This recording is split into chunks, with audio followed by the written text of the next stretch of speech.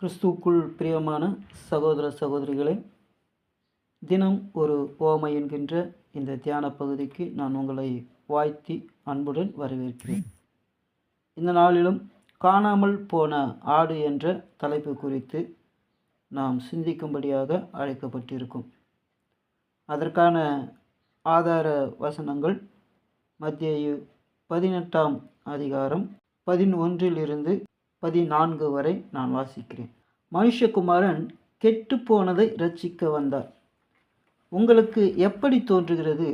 ஒரு மனுஷனுக்கு 100 ஆடு இருக்க, அவைகளில் ஒன்று சிதறிப்போனால் அவன் மற்ற 99 ஆடுகளையும் மலைகளில் விட்டு போய் சிதறிப்போனதை தேடாமல் இருப்பானோ? அவன் அதை கண்டுபிடித்தால் சிதறிப்போகாத 99 ஆடுகளை குறித்து சந்தோஷப்படுகிறதை பார்க்கிலும் அதை குறித்து அதிகமாய் சந்தோஷப்படுவான் என்று மெய்யாகவே உங்களுக்கு சொல்லுகிறேன். இவ்விதமாக இந்த சிறியாரில் ஒருவனாகிலும் கெட்டுப்போவது பரலோகத்தில் இருக்கிற உங்கள் பிதாவின் சித்தமல்ல. அன்பானவர்களே, இங்கே பார்க்கிறோம், ஆண்டவராகிய இயேசு கிறிஸ்து காணாமல் போன ஒரு ஆட்டை குறித்த ஒரு சந்தோஷத்தை இங்கே நமக்கு வெளிப்படுத்துகிறார். 11ஆம் வசனத்தில் ஆண்டவர் சொல்லுகிறார், மனுஷகுமாரன் கெட்டு போனதை இரட்சிக்க வந்தார் என்று சொல்லுகிறார். இங்கே கெட்டு போனது யார் என்பதும் நாம் சற்று ஆய்ந்து பார்க்க வேண்டும். பிரியமானவர்களே, சீஷர்கள் ஆண்டவரிடத்திலே கேட்கிற ஒரு கேள்வி, பரலோக ராஜ்யத்திலே யார் பெரியவனாக இருப்பான் என்று அவரிடத்திலே கேட்கிற ஒரு கேள்வி. அதற்கான ஓமையை ஆண்டவர் போன நாட்களிலே நாம் பார்த்தோம். சிறு பிள்ளையை குறித்து, சிறு பிள்ளையை தன்னிடத்தில் அழைத்து, இந்த சிறு பிள்ளை போல மாறாவிட்டால் பரலோக ராஜ்யத்தில் பிரவேசிக்க முடியாது, இந்த சிறிய பிள்ளை போல மாறினால்தான் பரலோக ராஜ்யத்திலே பெரியவனாக இருக்க முடியும் என்று ஆண்டவர் சொல்லுகிறார். அப்படி சொல்லுகிற ஆண்டவர் அந்த வார்த்தைகளின் இடையிலே சிறியார் சிறியார் என்று சொல்லுகிறதை பார்க்கிறோம். சிறு பிள்ளை என்பது வேறு, சிறியோர் என்பது வேறு.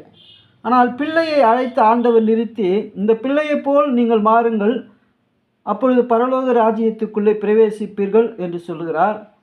அந்த இடத்தில் ஆண்டவர் இந்த சிறியாரில் ஒருவனை என்று சொல்லுகிறதை நான் பார்க்கிறோம். சிறியார் என்பது வேறு, சிறு பிள்ளை என்பது வேறு. அப்போ ஆண்டவர் இதை யாரை குறித்து சொல்லுகிறார் என்று நாம் ஆய்ந்து பார்க்கிற பொழுது இதற்கான ஒரு தெளிவான விளக்கத்தை லூக்கா அவர்கள் கொடுத்திருக்கிறதை நாம் பார்க்கலாம். லூக்கா அந்த பகுதியை பார்க்கிற பொழுது இங்கு ஆண்டவர் யாரை சிறியார் என்று சொல்லியிருக்கிறார் என்பதை நாம் அறிந்து கொள்ள அது ஏதுவாக இருக்கும். நான் அந்த பகுதியை உங்களுக்கு வாசிக்கிறேன். லூக்கா 15ஆம் அதிகாரம் 1 நான் வாசிக்கிறேன். சகல ஆயக்காரரும் பாவிகளும் அவருடைய வசனத்தை கேட்கும்படி அவரிடத்தில் வந்து சேர்ந்தார்கள். அப்பொழுது பரிசேயரும் வேதபாரகரும் முறுமுறுத்து, இவர் பாவிகளை ஏற்றுக்கொண்டு அவர்களோடு சாப்பிடுகிறார் என்றார்கள். அவர்களுக்கு அவர் சொன்ன ஓமையாவது, உங்களில் ஒரு மனுஷன் 100 ஆடுகளை உடையவனாயிருந்து அவைகளில் ஒன்று காணாமல் போனால் 99 ஆடுகளையும் வனாந்தரத்திலே விட்டு காணாமல் போன ஆட்டை கண்டுபிடிக்கும் அளவும் தேடி திரியானோ? கண்டுபிடித்த பின் அவன் சந்தோஷத்தோடு அதை தன் தோள்களில் மேல் போட்டுக்கொண்டு வீட்டுக்கு வந்து சிநேகிதரையும் அயலகத்தாரையும் கூட வரவழைத்து, காணாமல் போன என் ஆட்டை கண்டுபிடித்தேன், என்னோடு கூட சந்தோஷப்படுங்கள் என்பான் அல்லவா?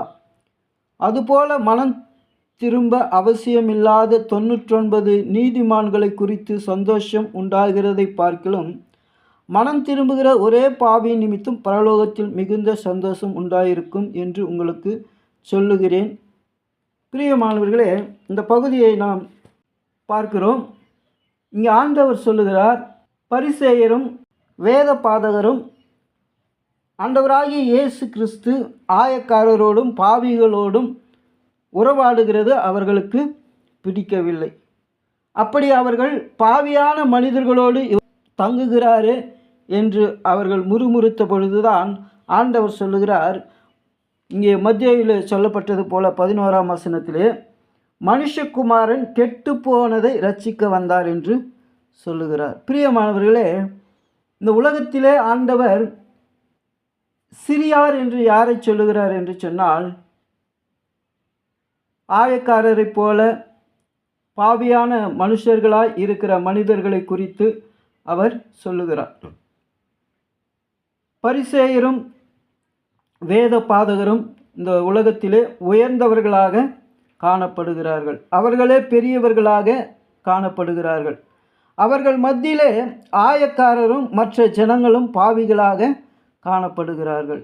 இந்த ஆயக்காரரையும் பாவிகளான ஜனங்களையும் குறித்து ஆண்டவர் சிறியோர் என்று சொல்லுகிறார். இந்த சிறியோரில் ஒருவனுக்கு இடரல் உண்டாக்குகிறது ஆண்டவருக்கு பிடிக்காத காரியமாக இருக்கிறது. வேத பாதகரும் பரிசேயரும் நீதிமான்களாக தங்களை கருதி கொள்ளுகிறார்கள்.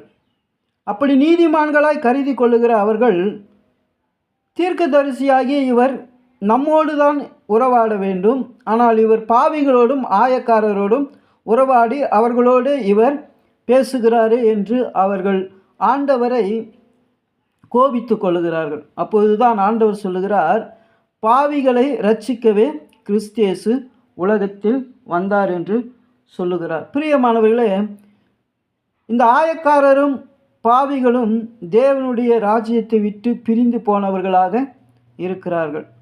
இப்படி பிரிந்து போன இவர்களை பரலோக ராஜ்யத்தில் இருக்கிற பிதாவினிடத்தில் சேர்ப்பது என்னுடைய கடமையாக இருக்கிறது. அதற்காகவே நான் வந்திருக்கிறேன் என்று ஆண்டவர் சொல்லுகிறார். அப்படியானால் இந்த பகுதி அந்த காணாமல் போன ஆடுகள் என்று யாரை சொல்லுகிறார் என்று சொன்னால், இந்த உலகத்திலே ஆயக்காரரை போல மற்ற பாவியான ஜனங்களைப் போல இருக்கிறவர்களை ஆண்டவர் சொல்லுகிறார். அப்படிப்பட்டவர்களை இரட்சிப்புக்குள் கொண்டு வருவதுதான் ஆண்டவர் விரும்புகிற காரியமாக இருக்கிறது.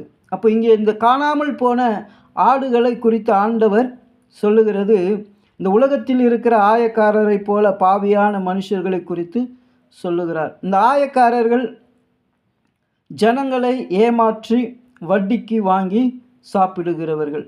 இந்த பாவியான மனிதர்கள் யார் என்று சொன்னால், இஸ்ரவேல் மக்கள் மத்தியிலே அவர்கள் அடிமைகளாக இருப்பவர்கள். பிரியமானவர்களே, இன்றைக்கும் நாம் பார்க்கிறோம் இப்படிப்பட்ட மனிதர்களை ஆண்டவர் நேசிக்கிறவராக இருக்கிறார். யாரெல்லாம் தேவனுடைய ராஜ்யத்தை விட்டு பிரிந்து போயிருக்கிறார்களோ அவர்கள் எல்லாம் கெட்டு போவது ஆண்டவருக்கு பிரியமில்லாத காரியமாக இருக்கிறது. ஆண்டவராகிய இயேசு கிறிஸ்து அப்படிப்பட்ட காணாமல் போன ஆடுகளை தேடி கண்டுபிடித்து அதை பரலோக ராஜ்யத்தில் இருக்கிற அவருடைய பிதாவின் ராஜ்யத்திலே சேர்க்கும்படியாகத்தான் உலகத்திலே வந்தார். அவருடைய வழியை தொடருகிற நாம் இந்த உலகத்திலே காணாமல் போன ஆடுகளாய் இருக்கிற மக்களை கண்டு அவர்களுக்கு சுவிசேஷத்தை அறிவித்து அவர்களை ஆண்டவருடைய கூட்டுக்குள் இணைத்து பரலோக ராஜ்யத்தை கட்டும்படியாக ஆண்டவர் நம்மை வழிநடத்துவாராக. ஆமேன்.